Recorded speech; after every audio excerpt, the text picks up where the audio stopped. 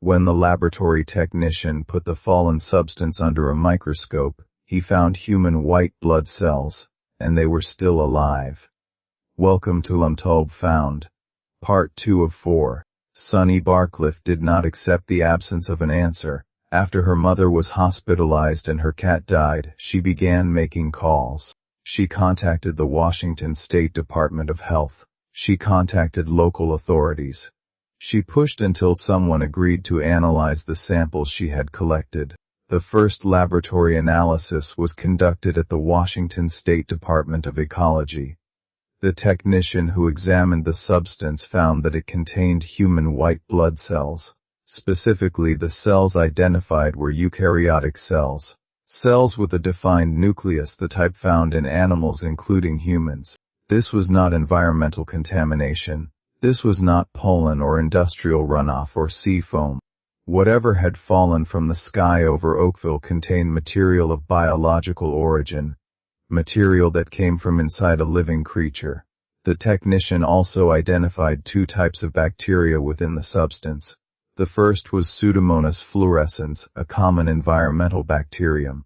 The second was Enterobacter cloaca, a bacterium found in the human digestive and urinary tract. Neither of these bacteria, nor the presence of eukaryotic cells, explained what the substance was, where it had come from, or why it had fallen from the sky 6 times. The samples were then submitted to a private laboratory, which ran a second analysis and confirmed the biological findings. Both labs agreed the substance was not a known natural precipitation form. It was not ice, fog, residue, industrial discharge, or any known weather phenomenon. It was biological. At this point, a theory began to circulate. The United States military conducts bombing exercises over the Pacific Ocean, roughly 40 miles from Oakville.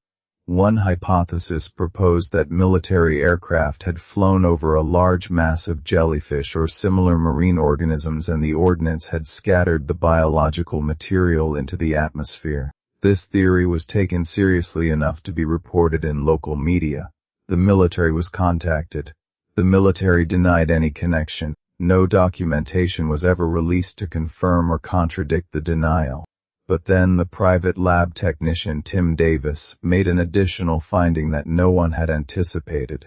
Examining the cellular material under higher magnification, Davis observed that some of the cells showed signs consistent with human origin, and that the white blood cells, specifically, appeared to be capable of reproducing.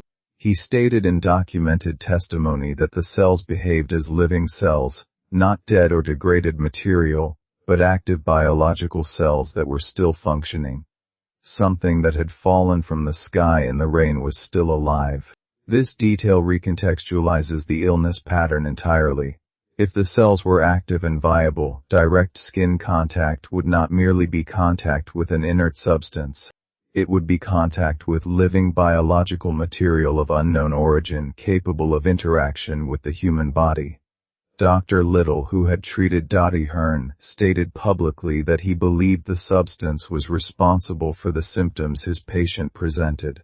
He could not explain the mechanism. He could not identify the source. He said only that the timing and nature of the illness were not coincidental.